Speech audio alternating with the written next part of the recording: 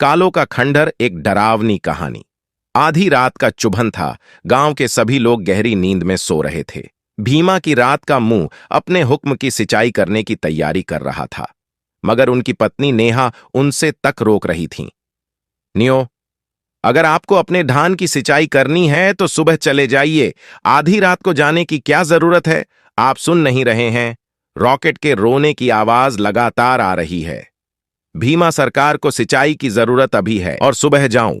Neo, मुझे अभी पता नहीं है तो पूरी तरह से सफल नहीं होगा और कुत्ते को रात को अंतिम रूप ही मिलता है। नियो, लोग कहते हैं कि जब भी रात के समय कुत्ता चूहा होता है तो उस जंगल के पुराने खंडों के आसपास कुछ अपशगुन जरूर होता है और लोग रहस्यमय तरीके से गायब हो जाते हैं। फिर कुछ पता नहीं।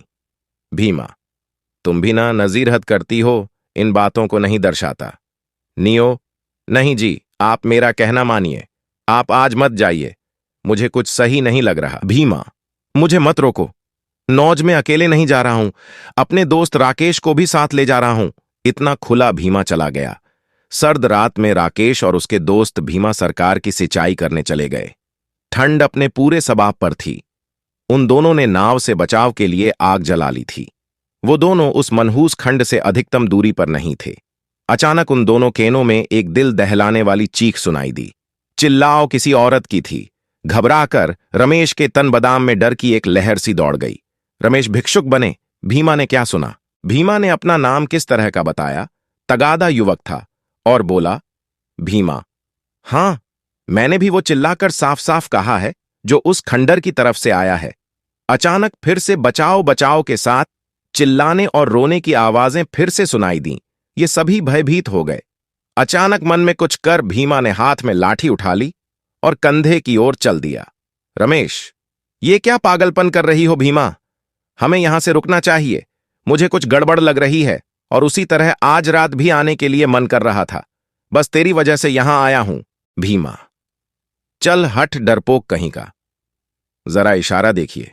अगर वहां पर सच में कोई असली खतरा हो तो क्या हम आपकी सहायता कर सकते हैं? उसे तुम छोड़ो क्या, वहां मृत्यु के लिए? भीमा के इस सवाल से रमेश चुप हो गया और भीमा भागते हुए थोड़ी ही देर में उस भयानक जंगल में घुस गया। थोड़ी देर बाद ही वो दोनों ही घने जंगल के बीचों बीच थे। घने कोहरे में वो दोनों अभिव्यक्ति फाड़कर देखने का प्रयास कर रहे थे। इतनी देर में ही एक बार फिर उस महिला की चीखें उन दोनों के बीच में आ गईं। भीमा और राकेश चीख की दिशा में नजर आए। वो दोनों थोड़े ही दूर थे कि तभी सामने से कोई बड़ी तेजी से भागा आया और सीधा भीमा से ज्ञान की गणना हुई और वो धड़ाम से जमीन पर जा गिरा। ये थी चमेली वाली एक महिला। डर के मारे वो भीमा से लाल सी हो गई और चिल्लाते हुए कह रही थी, मुझे बचा लो, मुझे बचा लो, वो मुझे मार डालेंगे, मुझे बचा लो। भीमा की पत्नी ने अपने होशो हवाश को घर में ही छोड़ दिया और वह बेहोश हो गई। भीमा ने अपनी खूबसूरती देखकर अपने सुध बुध खोए और रामेश की तरफ देखा। भीमा, जा, जल्दी से पानी लेकर और सामारात इसे में लाना है। रमेश, सच में आ भीमा, मुझे कुछ ठीक नहीं लग रहा। जरा गौर कर, यहां इस औरत के अलावा कोई इंसान मुझे मौजूद नहीं दिख रहा।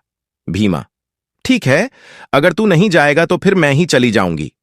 भूत की कहानियां हिंदी में। रमेश, ठीक है, मैं चलता हूं। वहां से चलकर रमेश पानी ले गया।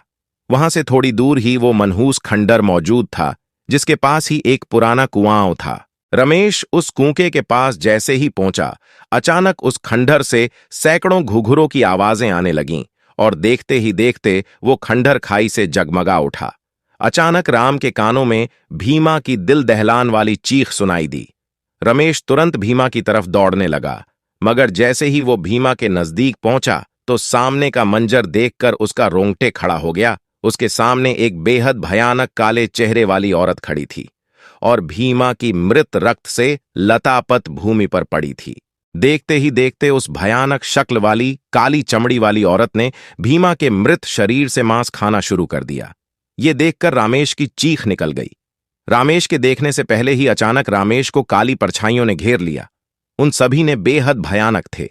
अचानक वो काली चमड़ी वाली उड़ते हुए राकेश के सीने पर बैठ गया। रामेश की एक दिल दहला देने वाली चीख चीख पुकार मच गई। दूसरे दिन भीमा और रमेश के लापता होने की खबर जंगल में आग की तरह फैल हो गई। गांव के एक व्यक्ति ने मुखिया जी से पूछा, मुखिया जी, अब बस बहुत हो गया। जब जब इस गांव में कुत्ते दिखते हैं तब तब कुछ अवशगुण होता है। यहां के रहने वाले लोग हमारे बाप दादा के साथ रहते हैं, उनके जमाने से चले आ रहे हैं और हम कुछ नहीं कर पा रहे हैं। अंतिम कब तक हमारा समुद्र तट उस खंड के पास का रहस्यमयी से गायब होते रहेंगे? सरदार, सरदार, क्या लगता है मुझे इसकी चिंता नहीं है। उस खंडर को तोड़ने की कोशिश हजारों बार की गई और जब भी उस खंडर को तोड़ा गया तो दूसरे दिन खंडर खुदवा खुद अपनी जगह स्वयं बन जाता है। व्यक्ति? तो फिर इसका मतलब तो यही है, हम जनता अब इस गांव को छोड़ देना चाहिए। इस रात से पर्दा अब नहीं उठेगा मुखिया। बहुत से तांत्रिकों और बाबाओं ने पता लगाया था कि कोशिश की, लेकिन वो पता नहीं चला। कुछ ने तो अपनी जान भी गंवा दी, लेकिन इस बार मैंने बहुत से तांत्रिकों और बाबाओं को बुलाया है। कहते हैं वो इतने शक्तिशाली हैं कि भूतकाल और भविष्य में भी आसानी से आ सकते हैं। तभी गांव वालों के कानों से चॉकलेटी भैरव की आवाज गूंजी। भैरव अलका निरंजन, भैरव सरदार के अंतिम संकेत हो गए। मुखिया ने हाथ जोड़कर बाबा को सारी स्थिति बताई। भैरव, रात हो गई है, ये सही समय है, चलो मेरे साथ। और हां, इस गांव में पास में पेट्रोल हो वो सब ले लो और सारे गांव वाले इकट्ठा मेरे साथ उस खंडर पर चलो। इतने सारे अकेले गांव वाले बाबा के साथ उस खंड में चले गए। शोक संतप्त भैरव ने अपनी आंखें बंद कर लीं। भैरव के बंद करते ही बहुत तेज हवा चलने लगी। कुछ ही देर बाद अचानक आए सुपरस्टार ने अपनी ऑफलाइन रिलीज कहा।